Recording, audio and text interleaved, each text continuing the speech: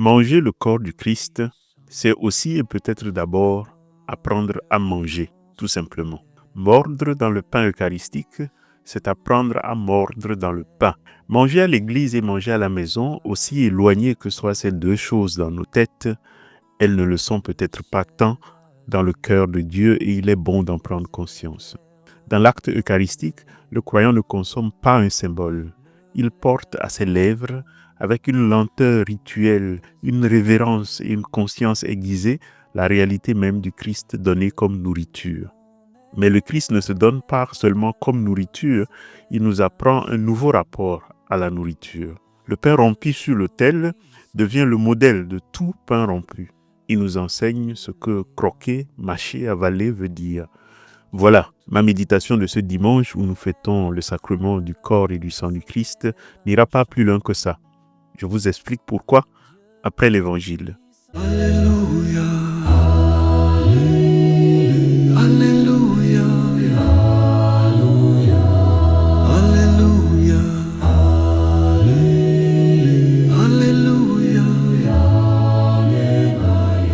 Luc chapitre 9, versets 11 à 17. En ce temps-là, Jésus parlait aux foules du règne de Dieu et guérissait ceux qui en avaient besoin. Le jour commençait à baisser. Alors les 12 s'approchèrent de lui et lui dirent « Renvoie cette foule, qu'ils aillent dans les villages et les campagnes des environs afin d'y loger et de trouver des vivres. Ici, nous sommes dans un endroit désert. » Mais il leur dit « Donnez-leur vous-même à manger. » Ils répondirent « Nous n'avons pas plus que 5 pains et 2 poissons.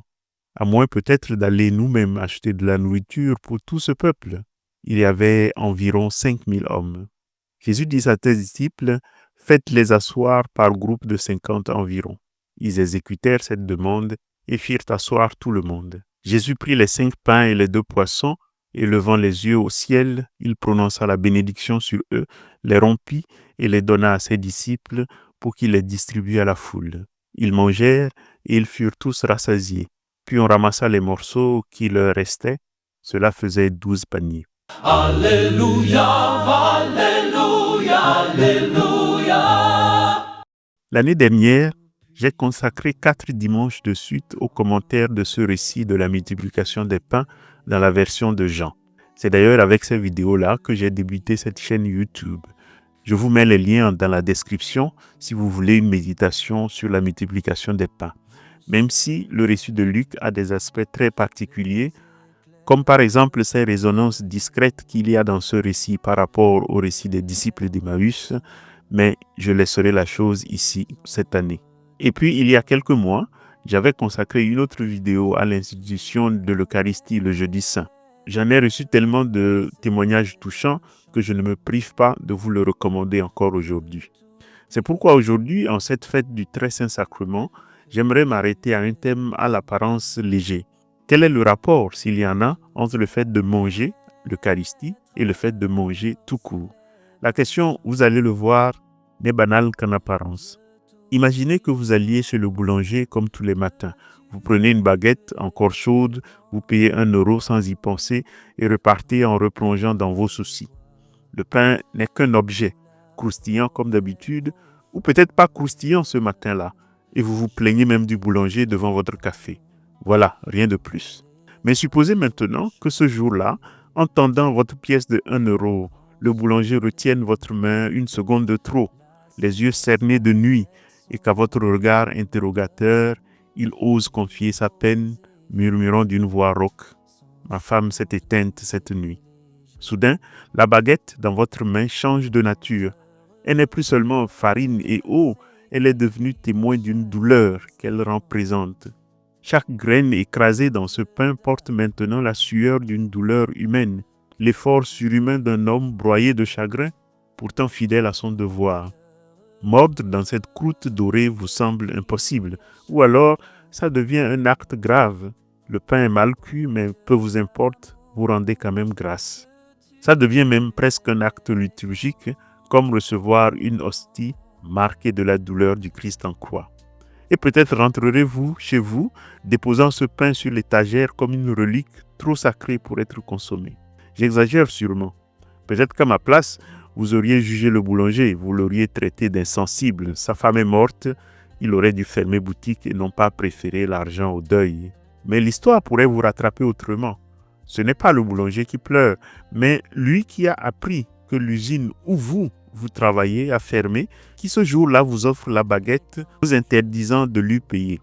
Ou ça pourrait être le meunier qui a moulu le blé et dont la fille lutte contre la fièvre. Il a pourtant veillé à moudre ce seigle afin de gagner assez d'argent pour emmener sa fille à l'hôpital. Ou ça pourrait être ni le boulanger, ni le meunier, mais le vieux paysan qui, malgré les arthroses qui le plient en deux, a traîné son corps jusqu'au champ pour semer ce blé. À chaque maillon invisible de la chaîne, des drames silencieux, mais aussi des joies secrètes. Des actes de courage minuscules s'incorporent à la pâte du pain que vous avez dans les mains ou dans la bouche en ce moment. La baguette que vous avez à la main devient soudain une gigantesque histoire où se lie la généalogie de la terre entière.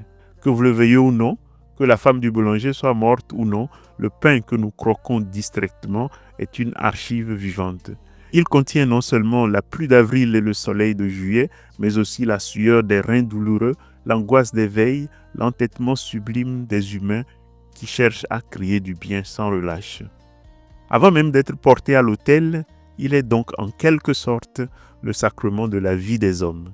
À travers lui, c'est une multitude de vies invisibles qui nous disent « Ceci est notre corps ». Vous voyez bien où je veux en venir, hein? Car de là au mystère que nous célébrons aujourd'hui, du « Ceci est notre corps » au « Ceci est mon corps », il n'y a peut-être qu'un pas, et celui qui rate ce premier mouvement, cette Eucharistie naturelle si j'ose dire, risque aussi de rater l'Eucharistie véritable. Pourquoi? Eh bien, pour une raison peut-être très simple, manger est toujours un acte sacrificiel. Pour que la vie se maintienne, d'autres vies doivent être ôtées. Il faut que quelque chose meure pour que je puisse vivre. Pour que notre vie persiste, d'autres vies doivent cesser. Le blé, paisible dans son champ, doit être fauché, broyé, pétri et brûlé pour devenir ce pain qui soutient notre chair. L'épi meurt pour que l'homme vive, le raisin est écrasé pour que sa vie devienne vain. Cette loi silencieuse gouverne la création entière. Des forêts où les feuilles tombent pour engraisser le sol, jusqu'aux profondeurs océaniques où les grands prédateurs maintiennent l'équilibre par leur voracité même. De plus en plus, nos contemporains prennent conscience de cette réalité, mais comme souvent chez les modernes, ils en tirent toujours de mauvaises conclusions. Certains décident par exemple de ne plus manger de viande, comme si les tomates, elles, n'étaient pas aussi arrachées à la vie avant de finir dans la salade. On ne peut pas échapper à ce cycle sacrificiel de la vie. La conclusion à tirer de ce constat n'est pas de devenir végétarien. Je n'ai rien contre les végétariens, même si je ne suis pas prêt de me convertir, mais à assumer totalement le mystère dont cela est porteur. Car ce qui pourrait n'apparaître que comme une violence nécessaire recèle pourtant, et c'est là le mystère, une grâce insoupçonnée. Car la vie ôtée ne disparaît pas dans le néant. Le blé broyé, le raisin foulé, le légume arraché à la terre, le gigot d'agneau dégusté connaissent une sorte de transfiguration. Ils deviennent partie intégrante de celui qui les mange. Et la mort, même dans ce contexte tout naturel, n'est pas une fin absolue. La vie disparue vit désormais en celui qu'elle nourrit, par celui qu'elle nourrit, et sa fécondité accomplie dans cette transfusion silencieuse de la vie à la vie. C'est pour cela que c'est à celui qui mange qui revient la responsabilité de ne pas oublier cela et de porter en action de grâce cette mort silencieuse qui lui permet de tenir en vie. Cette vision nous replace dans la grande chaîne du vivant avec une humilité salvatrice.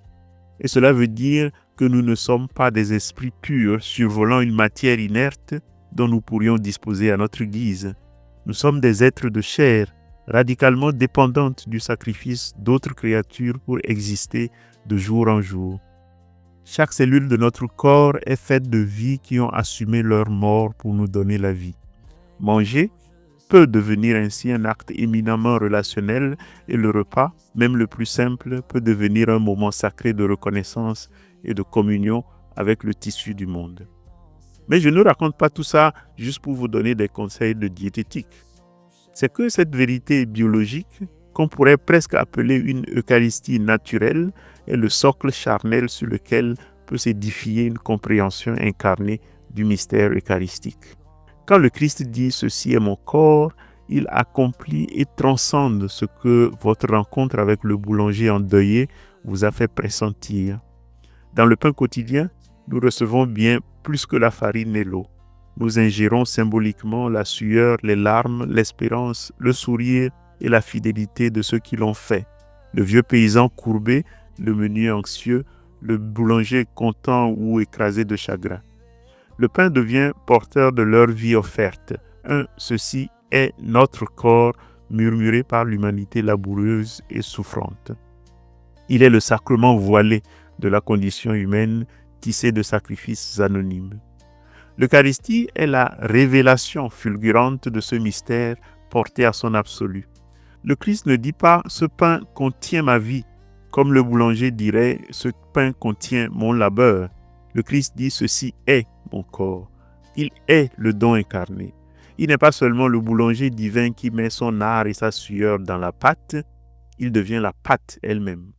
Sa vie entière, ses enseignements, ses guérisons, sa compassion, mais aussi son agonie à Gethsémani, sa flagellation, son cri d'abandon sur la croix, son silence au tombeau, tout cela est broyé, moulu, pétri, cuit dans l'unique offrande de l'amour crucifié et offert dans l'hostie. Manger ce pain-là n'est pas honorer un symbole ou se souvenir d'un absent, c'est accueillir sa présence vivante, sa personne divine et humaine comme la substance même qui va nous assimiler à lui et nourrir notre propre vie de l'intérieur. Et dans l'accueil et la célébration de cette présence, quelque chose de paradoxal se produit, que nous chantons sans y penser avec allégresse dans l'anamnèse. Nous proclamons ta mort, Seigneur Jésus, et cela veut dire que nous en sommes heureux et que, je vais exagérer, nous la répétons en quelque sorte, cette mort. Oui, nous tuons le Christ à nouveau, car pour que sa vie devienne notre vie, il faut bien qu'il soit donné, rompu, mangé. Nous participons à cette mise à mort sacrificielle, non comme des bourreaux coupables, mais comme des affamés dépendants de ce don vital, reconnaissant la nécessité de ce passage par la mort pour que la vie nous soit communiquée. Nous sommes les bénéficiaires nécessitant ce geste, comme l'homme affamé nécessite la fossile qu'il jette sur le blé. De même que le blé broyé ne périt pas, mais se transmue pour devenir notre force, le Christ rompu par notre acte liturgique ne disparaît pas.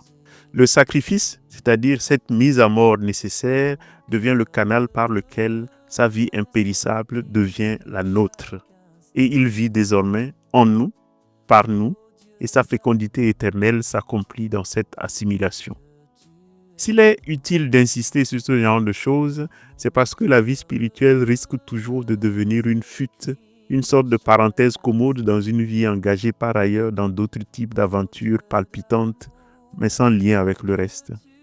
C'est une vision de la foi qui peut fausser jusqu'à notre rapport avec ce qui est le cœur de la foi chrétienne, à savoir l'incarnation.